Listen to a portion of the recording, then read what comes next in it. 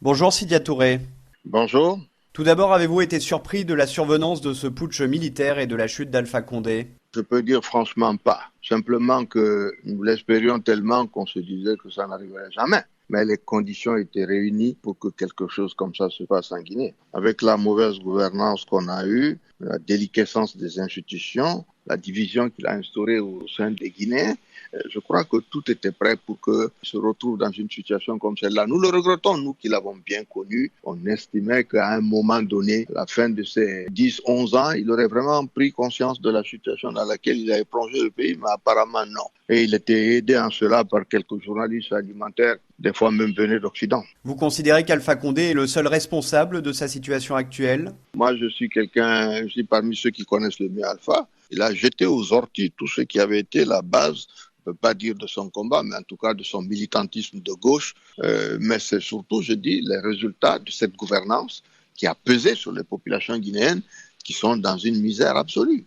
La Guinée est deuxième productrice de bauxite, première réserve mondiale d'or. Mais si vous allez en Guinée après avoir exporté pour 3 milliards de dollars pendant ces 10 ans, vous verrez, il n'y a pas de pont, il n'y a pas un hôpital, il n'y a pas une université, il n'y a même pas un stade que Alpha a pu construire. Donc il y avait réellement une cassure entre ce qu'il prônait de son palais là-bas et la réalité quotidienne de nos compatriotes. Mais n'est-ce pas toujours un constat d'échec pour qui défend la démocratie de voir un dirigeant civil tomber du fait des militaires? Et absolument, on n'applaudit pas quelque chose comme ça, mais c'est effectivement ce constat qu'on doit dire. Mais de prime abord, ce qui peut-être nous rassure aujourd'hui, c'est un peu la personnalité du jeune homme qui est arrivé. Le langage est très clair, il n'est pas long, il n'est pas verbeux, donc nous estimons peut-être qu'il a un objectif clair et précis, comme il l'a annoncé, mettre en place une structure de transition qui permettra la démocratisation du pouvoir et des élections libres et transparentes. En tout cas, nous comptons sur cela et lors des concertations, nous ferons en sorte qu'ils l'entendent très bien. La libération de plusieurs prisonniers est déjà un bon signal selon vous? Oui, absolument, mais c'était attendu parce que tous ces gens étaient en prison sans aucune raison valable. 99% d'entre eux n'ont jamais été jugés. Et cela durait des fois pendant plus d'une année, un an et demi. Mais il y avait des gens qui étaient également arrêtés, qui sont dans un camp à Soronconi, à Cancan, à 660 km de Conakry. Donc nous attendons que ceux-là aussi reviennent.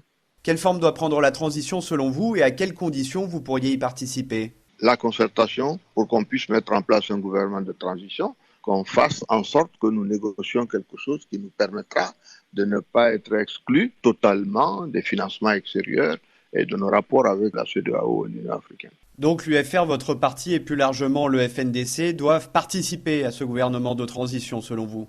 Alors, je pense que nous devons tous participer, pas à titre individuel. Hein, s'il y avait un gouvernement, les gens participeront, nous les soutiendrons pour le faire, mais nous serons dans la concertation pour donner notre point de vue, pour faire en sorte que ce soit une réussite. C'est ça notre objectif, c'est-à-dire qu'on ait un consensus qui soit veillant, mais qu'également nous ayons une nouvelle constitution qui ne sera pas loin de l'ancienne constitution qu'on avait eue en 2010. Donc nous pensons que sur cette base-là, oui, on arrivera à des élections. Il faut travailler sur le fichier électoral, il faut travailler sur la commission électorale. Ce n'est pas chose facile en Guinée. Ça va être l'un des principaux points qu'il va falloir gérer afin que les élections donnent des résultats qui seront acceptables par tous. Est-ce que vous allez appeler à enquêter sur les morts causées dans les manifestations de l'opposition et à poursuivre les responsables? Absolument, nous sommes prêts à ce que les enquêtes soient menées de ce côté. Nous allons encourager cela, mais nous sommes prêts également à ce que les enquêtes soient menées sur les détournements de deniers publics.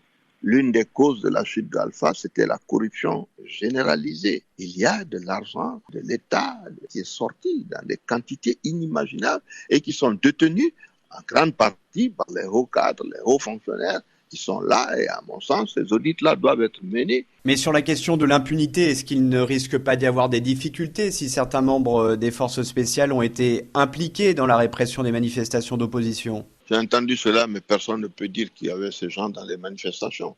Moi, je ne sais pas, honnêtement. Il y a tellement de corps en Guinée et il y en a beaucoup plus. Les forces spéciales ne représentent que 400 ou 500 personnes. Vous avez plus de 19 000 personnes qui sont militaires en Guinée. Et Dieu seul sait, il y a les Béros Rouges, il y a beaucoup d'autres corps qui ont participé à ces manifestations-là. Et c'est la raison pour laquelle on doit clarifier les choses. Mais je ne pointe pas du doigt, disons, les forces spéciales par rapport à d'autres. J'en ai aucune preuve. Merci Sidia Touré.